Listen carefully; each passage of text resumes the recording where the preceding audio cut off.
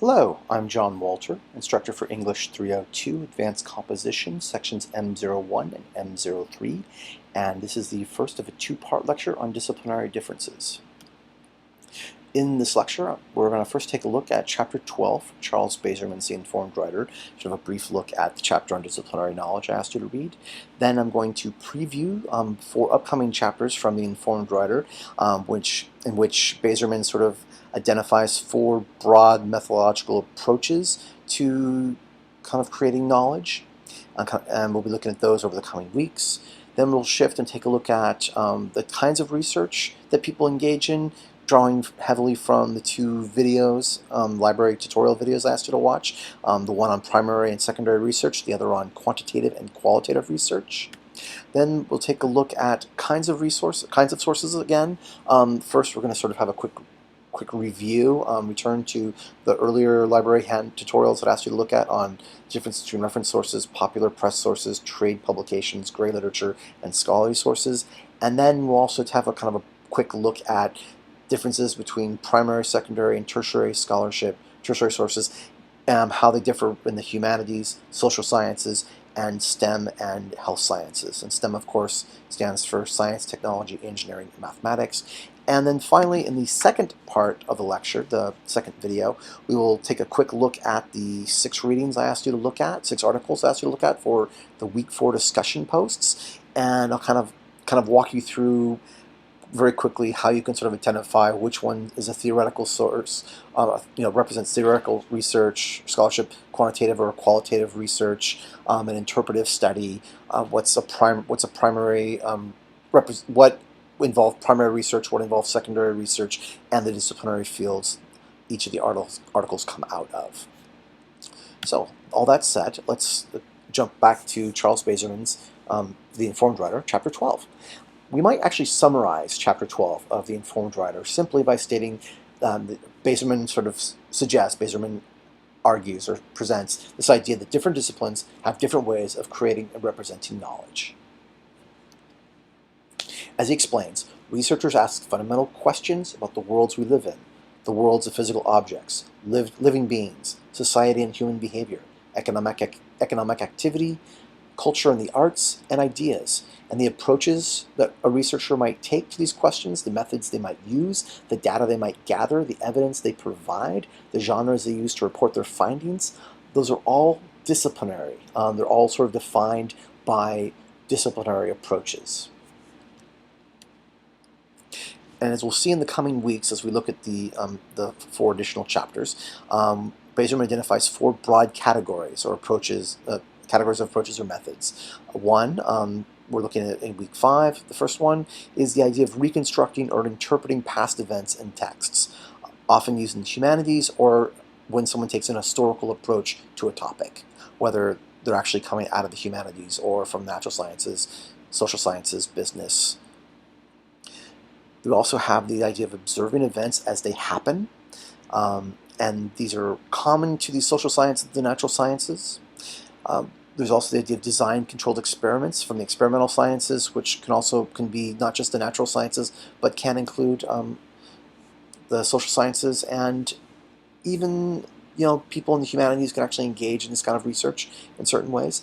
And then also this idea of developing theoretical models, which basically any group, any discipline, any scholar who is involved in developing knowledge can develop a theoretical model, can engage in sort of a theoretical approach.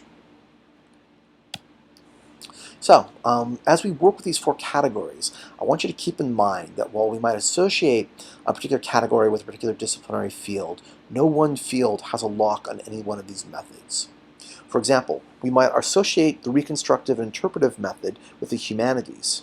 But a physicist who is doing historical work to understand how the practice of science has changed over time, how people have sort of understood a physical concept in physics, that physicists would be doing historical work, would therefore be engaging in reconstructive and interpretive forms of research.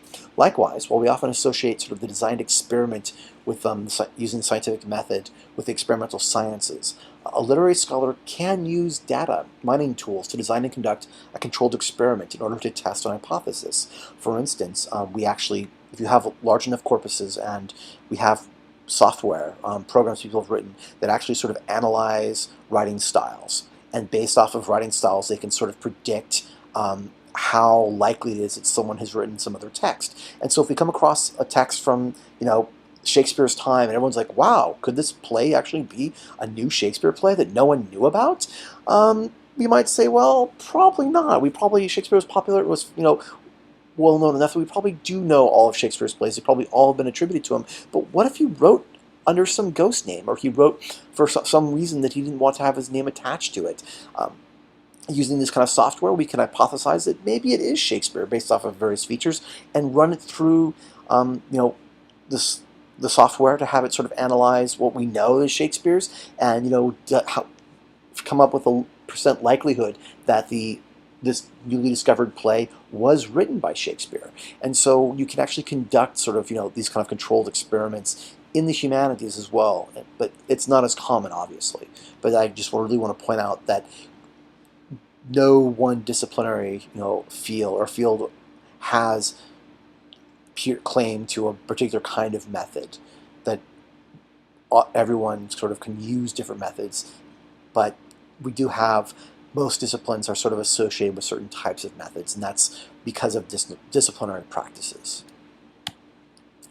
So, kinds of research. In the two library tutorials, I asked you to watch the videos from the tutorials. As I said, we have one on primary and secondary research, and one on quantitative and qualitative research. And as we kind of get into this idea of different types of research methods, I want to also note, as our various handouts and source and the videos made note of, the fact that a researcher might use multiple methods and approaches in the course of a single research project. So, just because someone might do a purely qualitative research study, someone might do a quantitative research study, someone might actually, do what's known as a mixed method study, because they're using both quantitative and qualitative research. Or someone might engage in both primary research and secondary research to then produce their study, to write whatever, their article, their report. And so those are then known as mixed method approaches. So, primary research. Primary research is when a researcher is engaged in their own, they conduct their own experiment or study. They actually design something, and they do the experiment themselves, and the data that gets collected is actually collected by them based on the study that they have put together.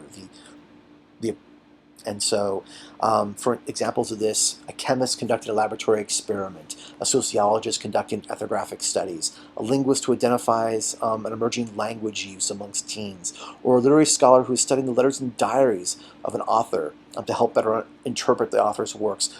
They are all conducting primary research. On the other hand, secondary research is when a researcher uses data that has been produced by other people. We call that secondary research. So examples of this: a virologist who's tracking international infection rates using data compiled by the World Health Organization, a criminologist who's examining trends using the annual FBI crime statistics and other sources, an historian sort of reading earlier historical scholarship to create a new interpretation of an event. Those are all examples of secondary research, because they're relying on work that's been done by others to develop their own ideas, to develop their own theories, to understand, to create new knowledge out of the work that's been done by other people. Often secondary research involves bringing data from multiple places that other people have collected.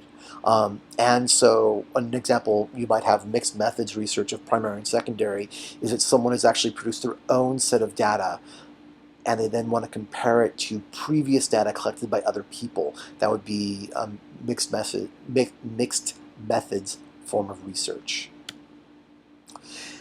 We also, in the videos, you saw this idea of sort of observational and design experimental methods. And we talked about those when I mentioned the Bazerman just a few minutes ago. This idea of observing events as they happen, or creating your own design controlled experiments. So these kinds, you might sort of, these kinds of approaches, these observational or design experimental approaches to doing research can be classified as quantitative or qualitative, depending on the kind of data that's produced. Quantitative research measures and expresses data numerically. So, for example, a medical researcher who's using statistical analysis to conduct a drug trial is engaged in quantitative research. Qualitative research, on the other hand, is research that gets represented in terms of words, images, sounds, symbols.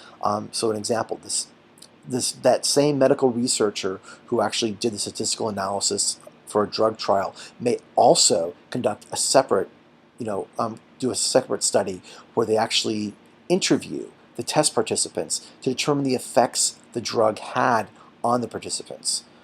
And so sort of doing the interview, getting what the individuals sort of describe as the effects the drugs had on them, and then writing up that report that represents what they've said would then be an example of qualitative research.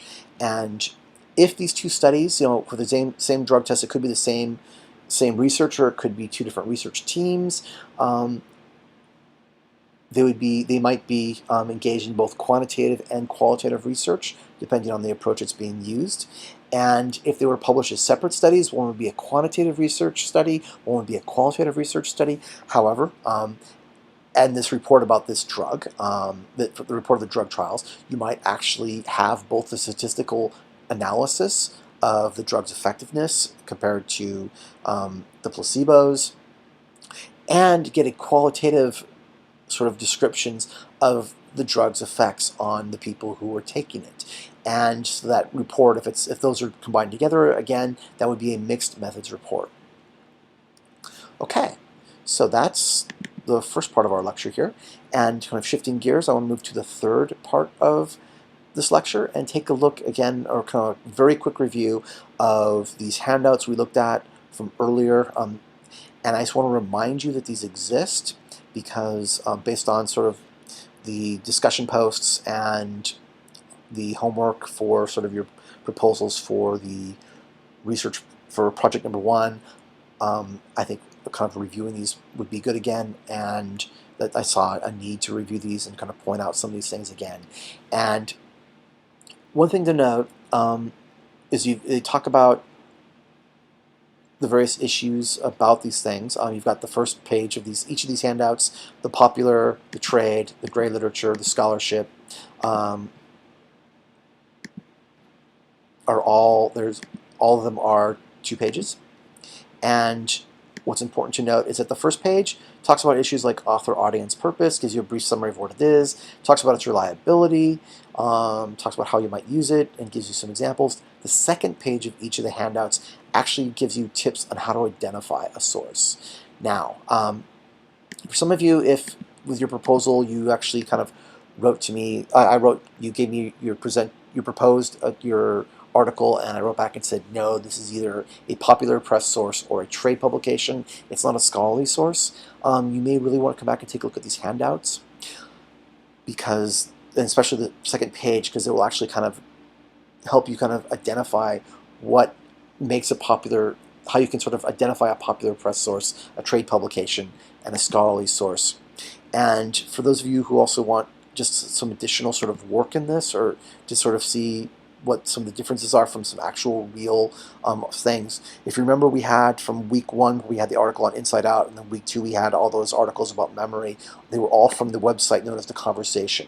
We talked about the fact that The Conversation employed academics, employed scholars to actually write the articles, but they were writing sort of journalistic pieces for a general audience, which made them popular press sources.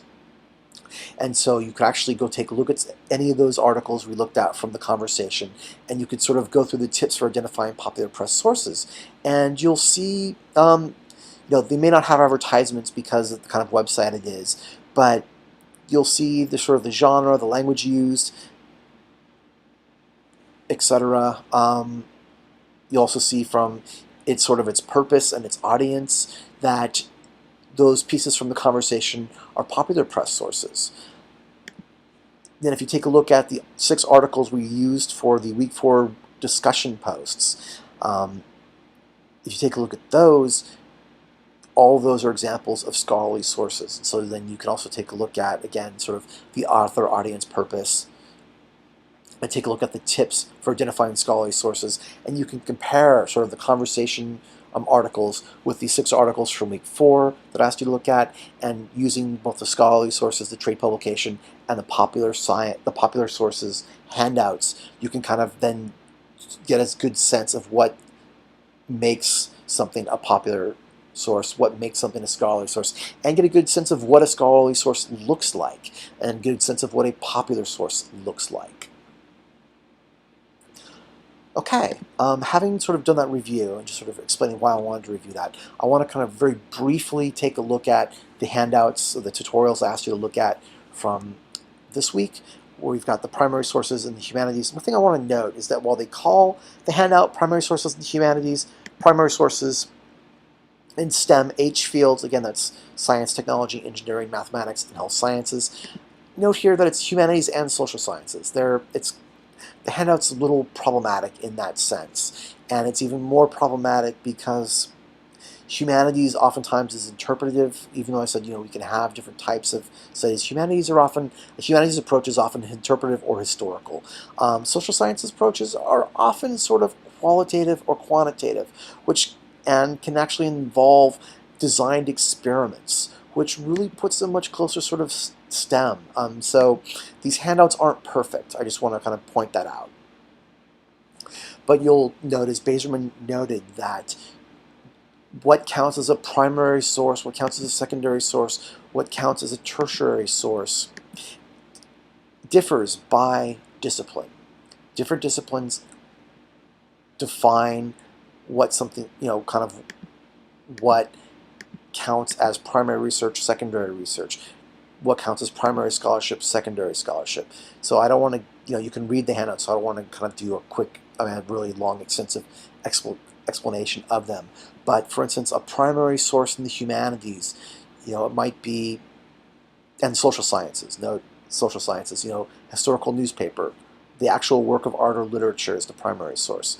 It might be eyewitness accounts or testimony. Generally, that may be for social sciences, but you may actually be looking at a literary text that's based off of an event. And so you can kind of collaborate sort of eyewitness accounts or testimony about what actually happened, and to sort of then talk about how that gets represented in the work of art. Diaries, journals, actual sort of laws, statutes, legal decisions, the actual court opinions written by the judges, surveys, generally social science or social science approach, archaeological sort of digs, historical artifacts, all count as primary. Whereas in STEM fields, primary research is because we're actually not in a scientist's laboratory watching them conduct the experiment. What counts as a primary source in sort of the STEM and health sciences fields is actually the reports of their their experiments. And so that becomes the primary sources for the STEM H fields, is actually their conference proceedings, the articles in the journal, etc., the blueprints, the patents, applications.